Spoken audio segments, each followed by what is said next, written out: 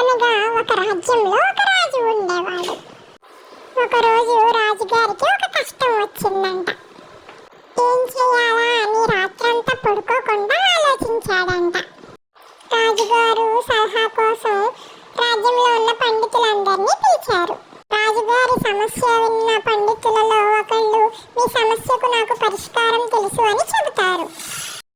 రాజుగారు ఏమిటి అని అడుగుతారు. మహారాజా, మన రాజ్యంలో ఏ కష్టం లేని వారి దుస్తులను తీసుకువచ్చి మీరు ఒక్కరోజు ధరించినచో మీ కష్టాలన్నీ తొలగిపోతాయని చెబుతారు.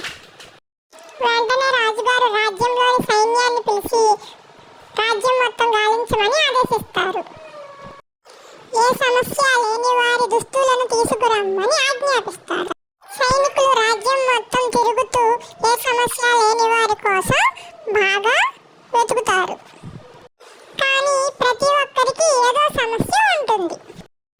సైనికులు తిరిగి వస్తుండగా చెట్టు కింద కూర్చొని నవ్వుతూ ఉన్న ఒక పెద్ద ఆయన వాళ్లకు కనిపిస్తారు. మీకు ఏదైనా సమస్య ఉందా అని సైనికులు ఆ పెద్ద ఆయన్ని అడుగుతారు. బదులుగా ఆ పెద్ద ఆయన నవ్వుతూ నాకు ఏ సమస్యలు లేవు, నేను ఆనందంగా ఉన్నానని చెబుతాడు. అయితే రాజుగారు నీ దుస్తులు తీసుకురమ్మని ఆజ్ఞాపించారు అని చెబుతారు. దానికి ఆ పెద్ద ఆయన నాకు వేరే దుస్తులు లేవు బాబు అని చెబుతాడు.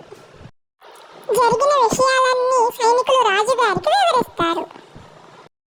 సమస్యలు లేని వారంటూ ఎవరూ ఉండరు అని రాజుగారు అర్థం చేసుకుంటారు. వచ్చిన సమస్యలని ధైర్యంగా ఎదుర్కొని ఆనందంగా ఉండడం నేర్చుకుంటారు. చిన్న చిన్న సమస్యలకు బాధపడడం మానేసిన రాజుగారు రాజ్యాన్ని ఆనందంగా పాలించారు.